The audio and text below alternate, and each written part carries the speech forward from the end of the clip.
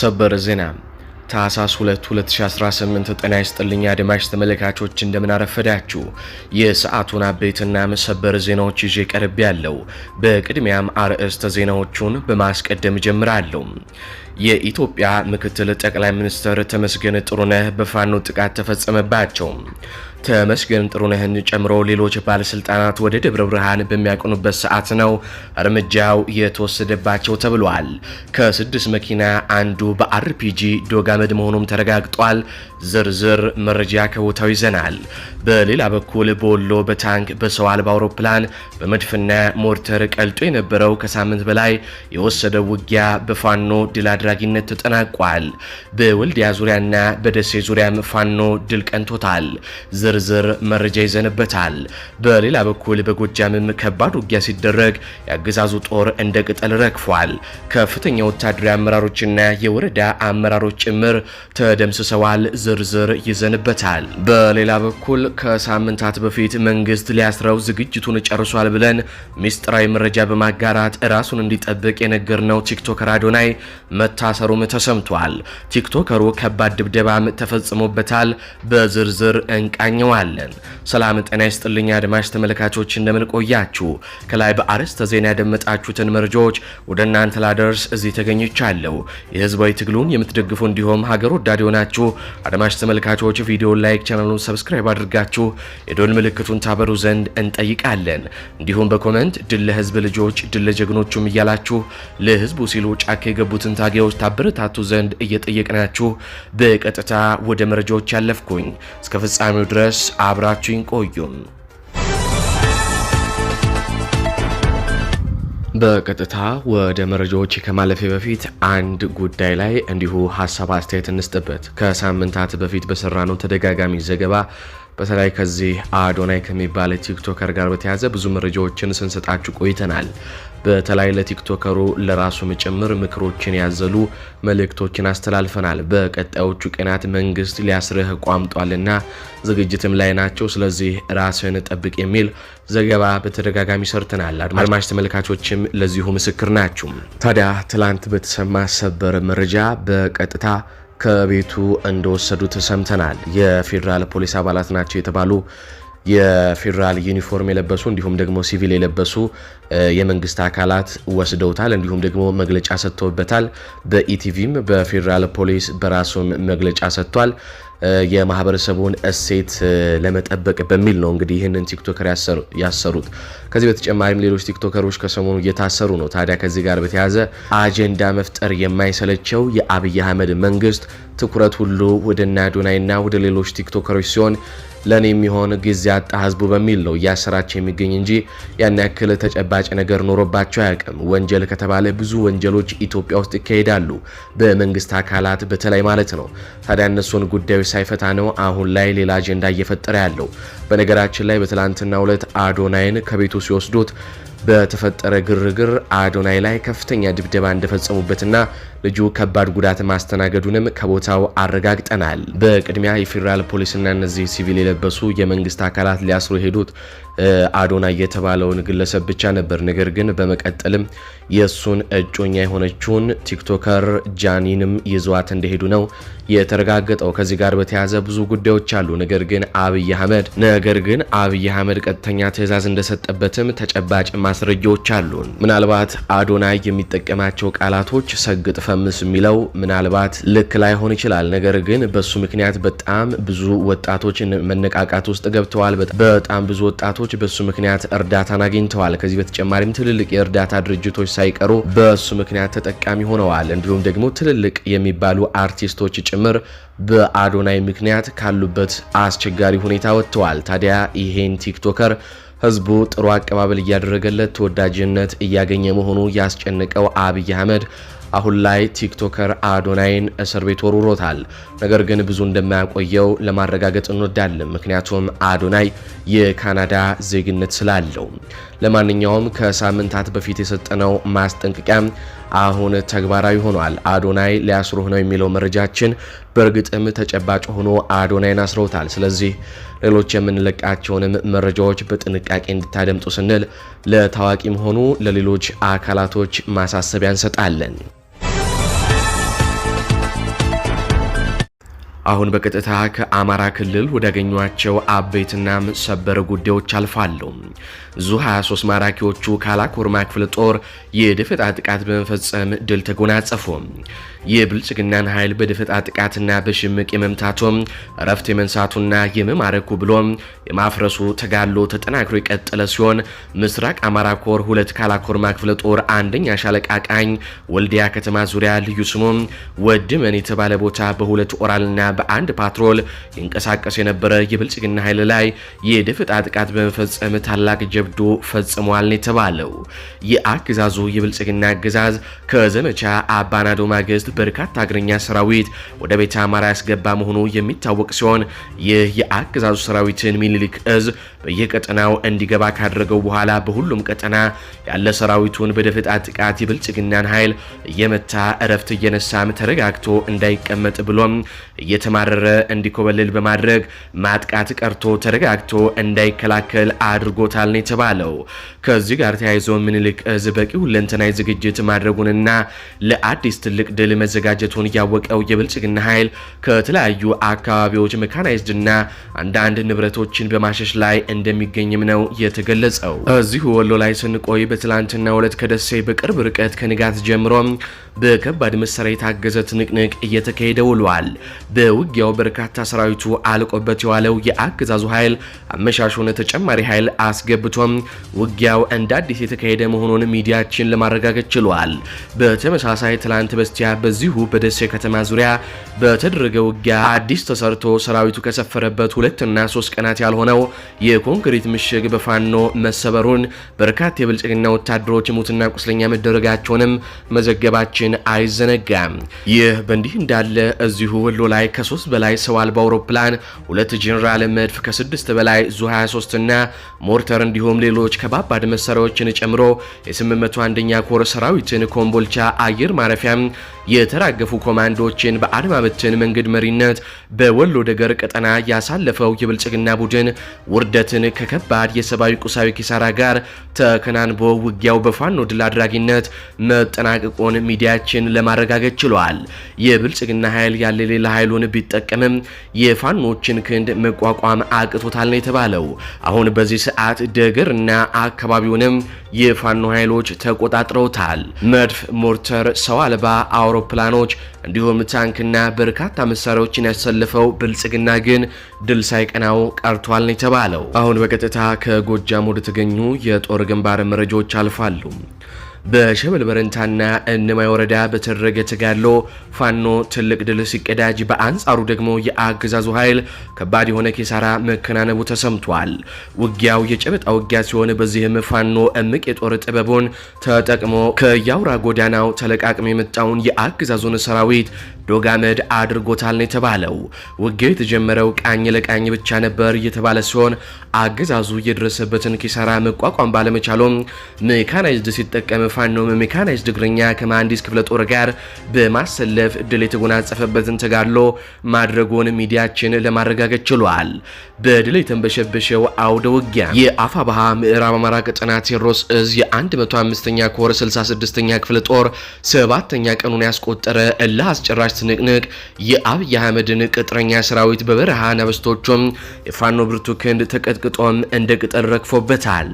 በትላንትናው ዕለት ከጠዋቱ 12 ሰዓት ጀምሮ እስከ ምሽቱ 11 ሰዓት ድረስ ቀኑ ሙሉ በተደረገው አውደ ውጊያ የአፋባሃ ቴዎድሮስ እዝ 105ኛ ኮር 66ኛ ክፍለ ጦር የጦር ጠበብቶቹም መሐንዲሶቹ በወታደራዊ አዛዥ ሻለቃ ጌጥ ያለሙ፣ ምክትል ወታደራዊ አዛዥ 50 አለቃ ተገኘ ደጀን፣ በዘመቻ መሪ 50 አለቃ ወተቱ ተስፋ፣ ምክትል ዘመቻ ወታደራዊ ቻሌ አበበ እንዲሁም የክፍለ ጦሩን ቃኝና መሐንዲስ ጦር አዛዦች እንዲሁም ዘመቻውን ጨምሮ በየሻለቃው ያሉ ጦር አዛዦች እንዲሁም ዘመቻውን በሰሩት ድንቅ ጥበብ የተሞላበት ኦፕሬሽን ደረቅ ወንዝ ፍልውሃ ብሔራዊ በተባሉ ቦታዎች ታላቅ ድልን ተአምር ሰርተው በአገዛዙ ወታደር ላይ ድልን ተቀዳጅተዋል።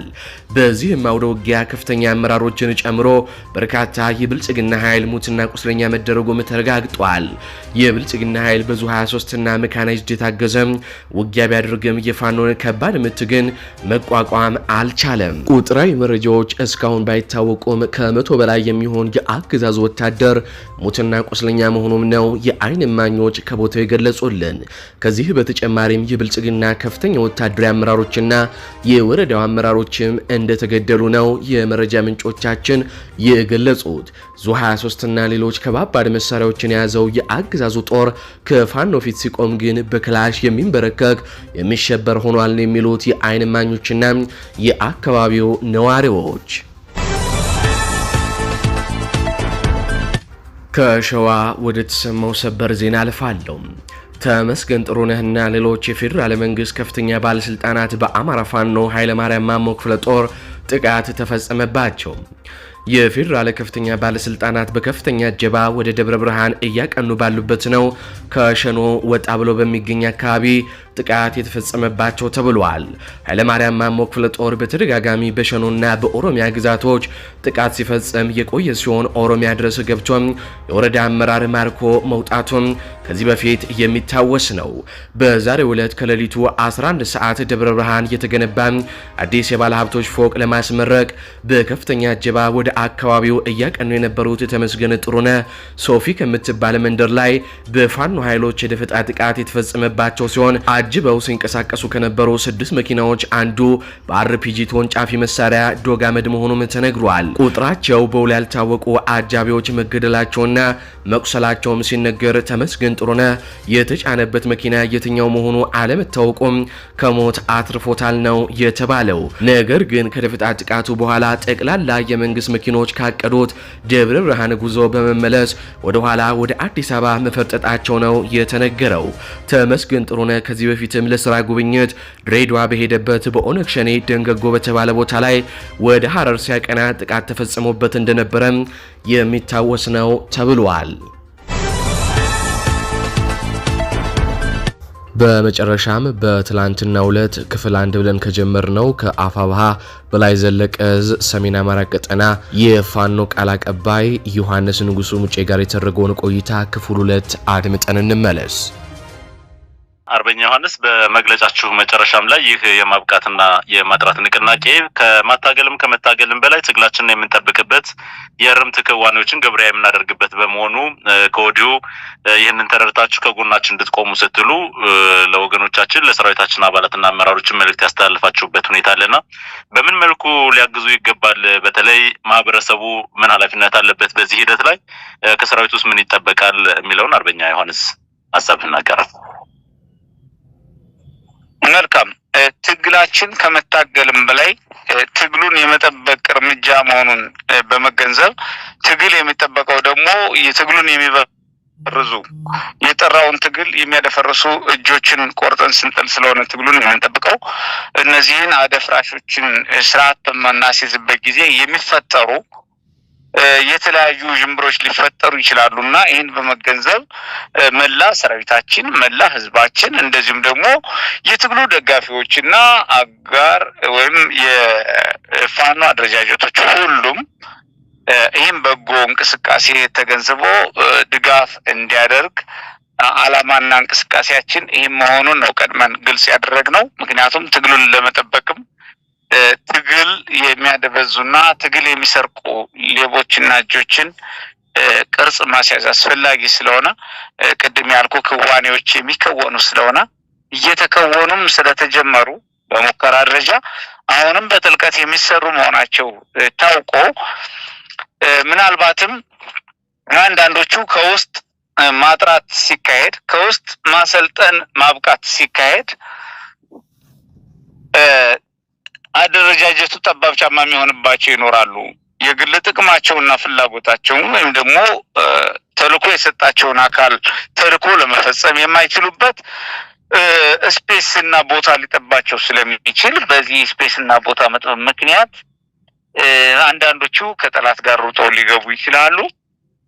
ቀሪዎቹ ደግሞ ብዥታ ሊሰማቸው ይችላልና እንደዚህ አይነት እንቅስቃሴና ሁኔታዎች እርምጃዎች ሲኖሩ መላ ሰራዊታችን እንዲሁም መላ ህዝባችን እና በውጭም በአገር ውስጥም ያለው ህዝባችን እንደዚሁም የትግሉ ደጋፊ በሙሉ ቀድሞ ተረድቶ እንዲያስረዳልን ነው ጥሪ ያስተላለፍነው። እንደ በላይ ዘለቀ ዕዝ አሁንም መላ ህዝባችንና ሰራዊታችን እንዲረዳን ነው በድጋሚ ጥሪ የምናስተላልፈው።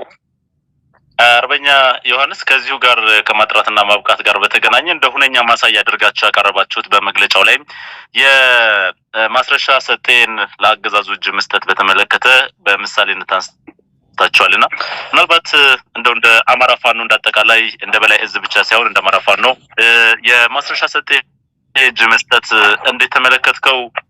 ሰራዊቱ እስከ እሱ ምን ሊማር ይገባል የሚለውን በዚሁ መንገድ ብትሄድበት መልካም ነው። መልካም። ግለሰቡ ማስረሻ ሰጤ ግለሰቡ ቀደም ሲል የጠላት ኔትወርክ ይሁን አይሁን ተጨባጭ መረጃ ባይኖረኝም ከመጀመሪያውም በአገዛዙ ኔትወርክ ውስጥ የነበረ እንደሆነ የሚጠረጠር ግለሰብ ነው። በዚህ ምክንያት እዝ ጎጃም ጠቅላይ ግዛት እዝ አለኝ ይበል እንጂ እዝ አይደለም ሰራዊት ያልተከተለው ሰው እንደሆነ ተስተውሏል። ህዝብ ያላመነበት እንደሆነ ቀድሞ ተረጋግጧል። ህዝብ ያላመነበት ሰራዊት ያልተከተለው ሆኖ ግለሰቡ ነው የቆየ መሆኑ የመጀመሪያው ህዝቡ መስክሯል እና ብቻውን እንዲቆም አድርጎታል ብዬ ነው የማስብ። በዚህ ምክንያት ከአገዛዙ ጋር ግንኙነት እንዳለው ቀድሞ የተረዳ ህዝብና ታጋይ መኖሩን ነው የተረዳሁት እና ልትገነዘብ የምችለው ይህን ሀሳብ ነው። ሁለተኛው ሀሳብ በቆይታው ምን እየሰራ እንደቆየ በመተንተን ምን አይነት ሚና እንደነበረው ማስታወስ ይቻላል። ሚናው በልዩነት ማካረር ውስጥ ነው ሚናው የነበረው።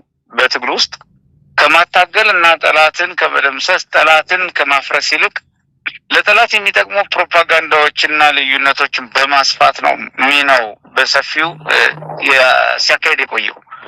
ከዚህ አንጻር ዓላማውን የሳተ እንደነበረ ምናልባትም ቅጥረኛ እንደነበረ የሚያስጠረጥረው ጉዳይ ነው። ሌላው በመጨረሻ የከወነው እና የተደረጉ ተግባራቶች ከድርጅት አባልነቱ በብቸኝነት በአባልነቱ ነፃ አባል ሆኖ እያለ ከድርጅት አባልነቱ ምንም እንኳን በአፋብኃ በኛ ድርጅት ስር ጥላ ስር አይሆን እንጂ ባለበት ድርጅት ጥላ ስር ከአባልነቱ ታግዷል፣ ተባሯል፣ ታግዷል። ይህ ሆኖ እያለ ግን እሱ የአማራ ፋኖን የወከለ መስሎ ያስተላለፈው መልእክት እንደዚሁም ደግሞ እሱን መሰሉ አጭበርባሪው ያ ብልጽግና ወይም የአብይ አህመድ ፋሺስታዊ አገዛዝ ሊሰጠው የፈለገውን ሽፋንና በከፍተኛ አጋኑ ግለሰብ ሆኖ እያለ እንደ ድርጅት እንደተፈጸመ ሰራዊት እንዳለው እንደ ህዝብ እንደተፈጸመ አድርጎ ከአማራ ፋኖ ጋር ከአማራ ህዝብ ጋር የአማራን ህዝብ ችግር ፈቶ እንደተስማማ ተደርጎ የተላለፉ መልእክቶችና የተፈጠሩ መድረኮች በሙሉ እጅግ በጣም አገዛዙም ሆነ ግለሰቡ የተዋረዱበት ነው። ግለሰቡ እንደ ግለሰብ የማይመጥነው መድረክ ተገኝቷል። የማይወክለውን ህዝብ እንደወከለ መስሎም ተውኗል። ግን ይሄ ከመድረክ ትወናና ከቲያትር ከአንድ መድረክ መጋረጃ ቲያትር የዘለለ እንዳልነበረ ግን ሁሉም ሰው ተገንዝቧል ብለን እናምናለን። ባጭሩ ግለሰቡ የሄደበት አቅጣጫ ግለሰባዊ ሆኖ እያለ ተቋማዊና ህዝባዊ ለማድረግ የሞከረው የብልጽግና አገዛዝ የአማራን ህዝብ ጥያቄ ለመፍታት መቼውንም ለመፍታትና ጥያቄዎቹን ለማስተናገድ አይደለም በወጉ ለማዳመጥ ዝግጁ አለመሆኑን ያሳየበት የፌዝና የስላቅ ፖለቲካ አራምዷል። ይህ የፌዝና የስላቅ ፖለቲካ የተራመደው በአማራ ህዝብ ላይ ነው። የአማራ ህዝብ ጥያቄዎችን የአማራ ህዝብ መሪዎችን ባላገኙበት ሁነት ግን ግለሰቡን እንደ አማራ ህዝብ በመወከል ቀድሞ ያሰማሩትን የራሳቸውን ከኋላ ኪሳቸው አወጥቶ የመደቡትን ሰው እንደ አማራ ህዝብ ወኪል አድርገው በሚዲያ በማጫጫህ አንዳንድ አህጉር አቀፍና ቀጠና አቀፍ ወይም ደግሞ በምስራቅ አፍሪካ ደረጃ ያሉ ድርጅቶችና አደረጃጀቶችን በማደናገር ጭምር ሊሰሩ ያስቡት የነበረ የፖለቲካ ደባ እጅግ በጣም የተዋረዱበትና ወራዳ ሰው ብቻ ሊሰራው የሚችል ህዝባዊ አጀንዳን ህዝባዊ ተቀባይነት የሌለው የግለሰብ ጋር የተደረገ ጉዳይ መሆኑን ነው እንግዲህ ሁሉም ሰው የሚረዳው። እኛም በዚህ ልክ ነው የምንረዳው። አርበኛ ዮሐንስ ምናልባት ከማስረሻ ሰጤም ሆነ ሌሎች በደቡብ ጎንደር ቀጠናም የምታስታውሰው ነው ቆራጡና ሌሎችም ከወራት በፊት ወጥተው ወደ አገዛዙ መግባታቸው ይታወሳል። እንደዚህ አይነት ሰዎች ከፋኖ ትግል እየወጡ እየጠሩ መሄዳቸው ምናልባት ለፋኖ አንድነት ምን አይነት ሚናና ጠቀሜታ ይኖረው ይሆናል? በዚህም አያይዘህ የምትመልሰው አሁን ላይ ወደ አስገዳጅ አንድነት ምዕራፍ እንዲደርስ ትግሉ በራሱ ጊዜ እያስገደደ ይገኛል። ወቅቱም ህዝቡም የሚጠይቀው ትልቅ ጥያቄ ነውና እሱን አስመልክተህ ሐሳብህን ታጋራለህ? እንግዲህ በተለያየ ምክንያት በትግል ውስጥ የነበሩ ጓዶች ትግሉን በመተው ወይም ደግሞ ትግሉን በመሸጥ ትግሉን በማደናገር ወይም ራሳቸው በመደናገር ከትግሉ የዞር ያሉ ብቻ ሳይሆን ትግሉን በሚጎዳ አሰላለፍ ውስጥ ያሰላለፍ ለውጥ ያደረጉ በአንዳንድ የተንታኝ ነኝ ባዮች ደግሞ ያሰላለፍ ለውጥ አደረጉ ተብሎ የተነገረላቸው አካላት ነበሩ አሉ። ይህ ትግል የመክዳት ትግል ካለ ከሃዲ ያለ፣ ታጋይ ካለ ታማኝ ካለ ከሃዲ ያለ፣ ይህ የነበረ ያለ የሚቀጥልም ነው።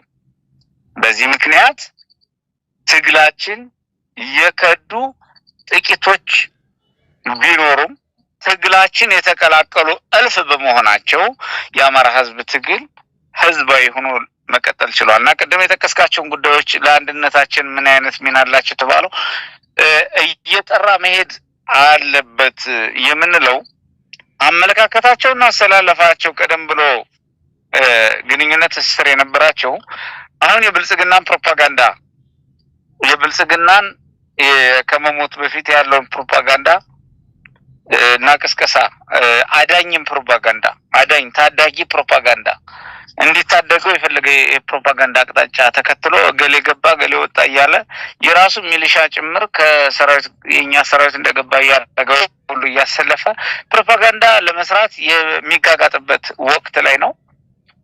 ከሁሉም በላይ የአማራ ህዝብ ጥያቄ አልተፈታም። የአማራ ህዝብ ጥያቄ ስላልተፈታ ትላንት ጥቂት ሆነን ነው የጀመርነው ትግሉን። አሁን የሚሊዮኖች ነው። አሁንም የሀገራችን ህዝቦች ጥያቄ ሆኗል። ነገ የአፍሪካ ጥያቄ የዓለም ህዝቦች ጥያቄ እናደርገዋለን። ስለሆነም ትግላችን ፍትሃዊ የሆነ ትግል መገፋት የወለደው ትግል በመሆኑ ትግላችን አጠናክረን እንቀጥላለን። እልፍ ነን። አሁን ከዚህ በላይ እልፍ እንሆናለን። ብልጽግና ወይም ደግሞ አብይ አህመድና ቡድኑ የሚፈርስበት አመት በመሆኑ የማደናገር የመጨረሻ ቅጥፈቱን የሚለፍ አንድነት ብቻ ሳይሆን አንድ ድርጅት የአማራ አንድ ድርጅት ያስፈልጋል። የአማራ አንድ ድርጅት አገዛዙን ያስወግዳል። የአማራ ህዝብን የህልውና አደጋ ይቀለብሳል። ይሄ የታመነበት ታምኖበትም እየተሰራበት ያለ ጉዳይ ነው። የአማራ ፋኖ ብሔራዊ ኃይል የሴንትራል ኮማንድ አመራር አባላትና የተወከሉ አመራሮች እንዲሁም የእዝ ስራ አስፈጻሚዎች ተወያይተውበት እና ኮሚቴ አዋቅረውበት እየተካሄደ ነው። በሌላው የድርጅት ጠርዝ ደግሞ እንደዚሁ የተወከሉት እየተሳተፉ እንዳሉ መረጃዎች አሉኝ። በጥቅሉ ግን የአማራ ህዝብ በአንድነት የአማራ ፋኖም በአንድነት ታግሎ የሚያሸንፍበት ምዕራፍ ላይ ነን። ከአንድነት ውጭ ሌላ አማራጭ የለም።